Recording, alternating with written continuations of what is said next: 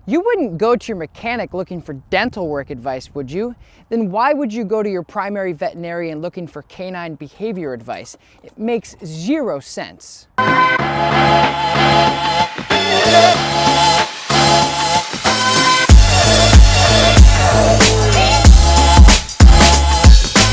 This thing on? Yep, it is.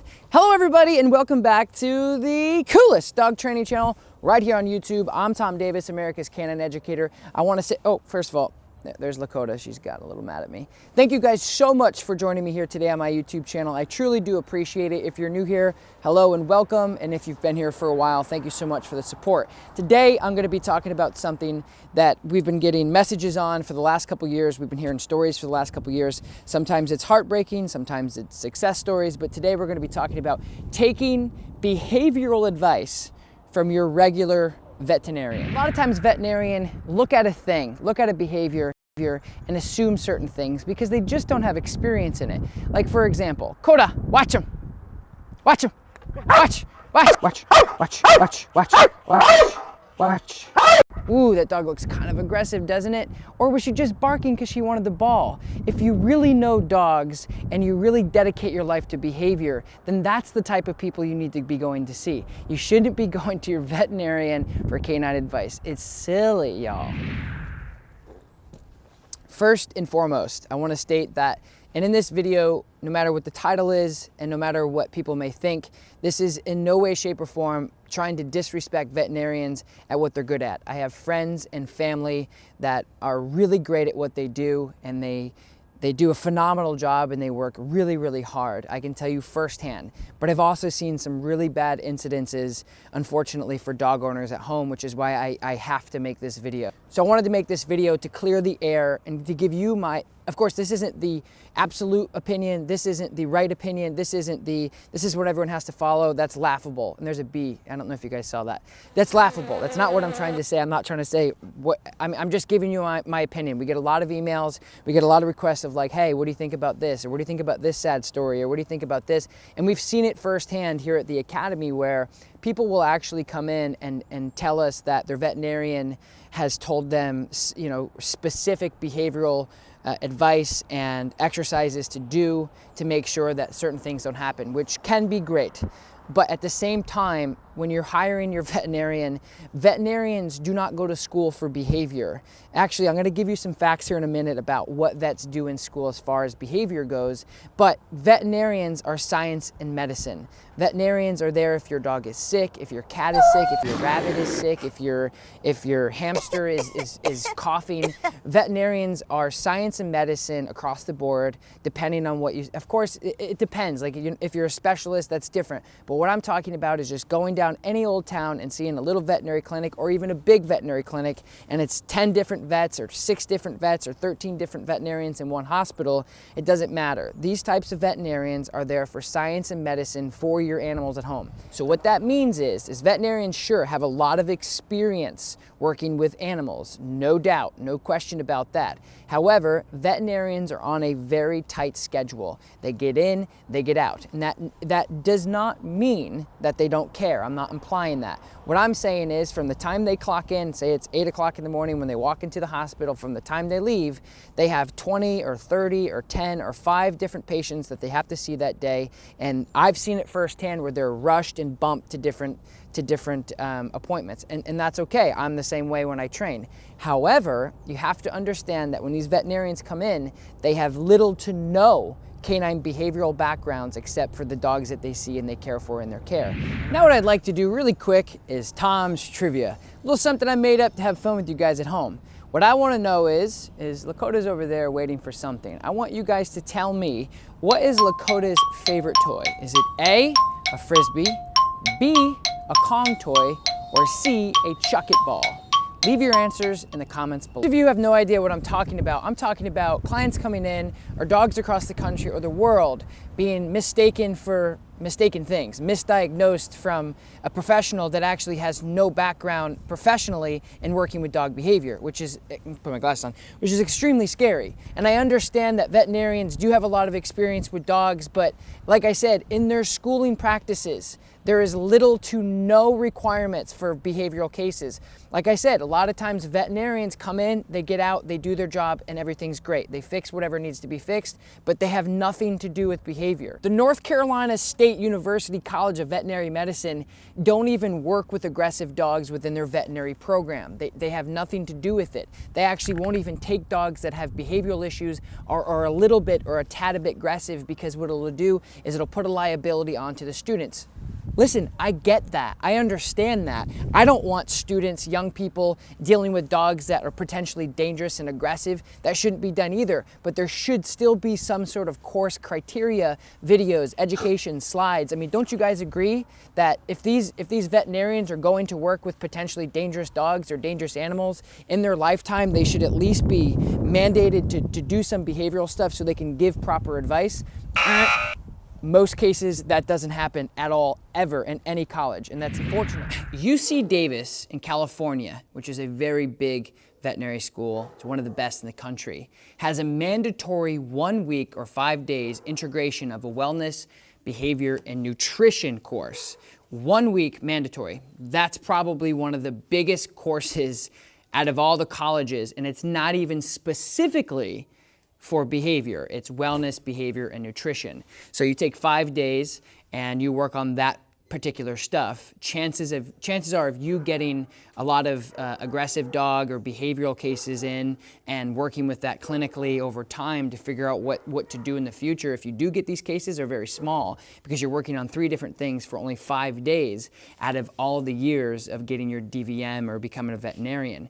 Now, again, I'm not talking about people who go become behavioralists. That may be a completely separate video. I'm just talking about normal veterinarians that you go to within your area or in your town. Texas A&M of College of Veterinary Medicine reports that there's currently a 1-hour course on behavior that is not mandatory. So I'm just taking some cliff notes here of different colleges that are pretty big in the veterinary field, and the only one that mandates it is a 3-part course of UC Davis in California. Now, these stats may be old, they may not be current, but I'm just letting you know that this is what we're dealing with here. And we have a lot of people coming in and say, my veterinarian told me that I should only do this, or my veterinarian should tell me. And here's the frustrating thing. Here's why I'm making this video, is because, again, you're not gonna go to your dentist and expect them to give you advice on your marriage or your earache or something like that. But if they did give you that advice, you have to understand that that's not what they specialize in. Nor did they go to school for it. They're just saying like, oh, I talk to a lot of people and I see a lot of ears. It doesn't make them the end all of what you should be doing. And I think what happens is people get overwhelmed, and I think people trust their veterinarians because they are skillful at what they do, administrating science and medicine to help their dog if they're sick or they're broken or what have you, or just doing a wellness check. They have a ton of education, they have all these plaques and stuff on the wall, but the problem is they know nothing about behavior clinically. They haven't studied it, they haven't had hands-on on aggressive dogs. I can tell you firsthand, I brought a dog, actually the one over here, super sick. He had a fever, he was sick. We don't know what happened to him, but he's okay now. But he went up to the vet. First of all, you have to understand that when you go to the vet, it's super stressful. Their waiting areas are set up like accidents waiting to happen or some sort of Chinese fighting ring. You have all these dogs basically just looking at each other that don't know each other, that are sick, that are vulnerable, irritable, etc. And they're in this place that's loud, smells like medicine. People are walking around in uniform. It's a very scary place for the majority of dogs. So when you go to your veterinarian, a lot of times they're there because they're hurt. So it's a very bad association. They're getting poked, probed, pricked, you name it, with things that they, with somebody they don't know. And so veterinarians, unfortunately, do get a lot of nasty dogs. And in this case, I brought him up and he was nasty. He was sick, he was in a muzzle, and he didn't know this person trying to do a bunch of stuff. This lady could not be more terrified. She was on the other side of the counter and wouldn't even assess the dog unless they basically put him under. And again, I get it, I understand. Veterinarians have a ton of other animals that they need to see that day, and they don't want to get hurt or risk their health or their wellness by getting bit by a dog that they don't know. However, I just think that veterinarians aren't open-minded about behavior in general. I truly do think that they see a dog that comes after them, well, no crap, the dog's not going to come after you, because every time it's here, you poke them, you put something up their butt, or they put a muzzle on, and you're walking around in this white coat. And I've had firsthand veterinarians call me in for help on behavior, which is fantastic, because they deal with dogs that they're uncomfortable with. That's the best type of professional you ever want to deal with, is say, hey, this isn't my ring, this isn't something I'm comfortable with. Just the same thing when somebody comes in with a sick dog, I go to your vet.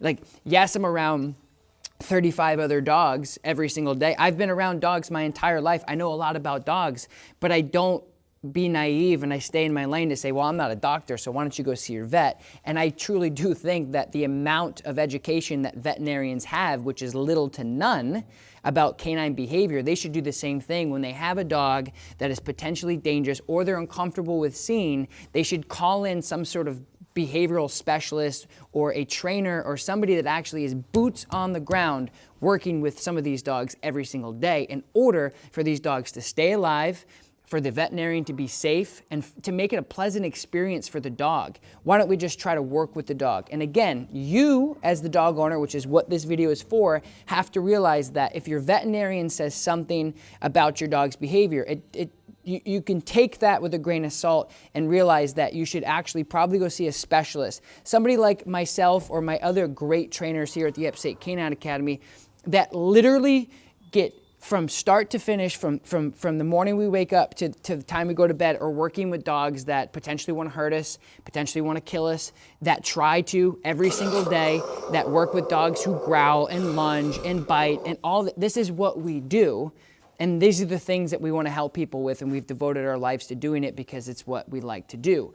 It's a huge epidemic here in the United States just with kids in America. I mean, doctors are literally prescribing pills to individuals, to young adults, to kids even, because they're a little bit hyper. So instead of giving them something to do, they just put them under, which is something that veterinarians are infamous for. It's the same thing sorry about that, guys, why they give a certain food out, and why do they prescribe certain things. It's all a ring, it's all a circuit. They get paid for having certain amount of food, a type of brand in their office, because they get kickbacks from it. It's just like the medical field in humans. So don't be fooled. And more importantly, I want you guys to really, really understand that you need to respect your veterinarian. You should take all of their science. Again, if your veterinarian gives you that behavioral advice, go to a professional that actually works. Google right now, if you guys are having these issues, Google right now, behavioral trainer or behavior modification trainer in my area. And that's what you guys can do to really start searching for somebody who specializes in the exact things that you're troubling with or you're struggling with. And that's really important. It's great advice for you guys. If your answer was C, a chuck it, you are correct. Congratulations, you know my dog. So just make sure that you're doing your education and understand that there's always going to be a second opinion. And just because your veterinarian gave you advice on behavioral training doesn't mean it's the end all, and you can't do the training you want to do, and you can't get the results you want to get. Just do what works for your dog and do what's comfortable. But more importantly, if you're having trouble with a specific thing, bye Ben, everyone say bye to Ben. Thank you guys so very much for joining me today. Oh, one other quick question. Why, guys, as I was saying before my camera died, is I'm thinking about doing some videos about like my facility here with all this staff. There's 10 other people that are running around this area working with dogs, doing particular things that they're really good at. And I was thinking about maybe showing you guys some parts of my business. I want to know if you guys would be interested in seeing that. Maybe doing a live in my daycare, or doing a live in some of our training with our other staff. You guys just see some of my daycare. They're probably going to go nuts. The girls are going to kill me, but I'll see. Oh, they've already busted me.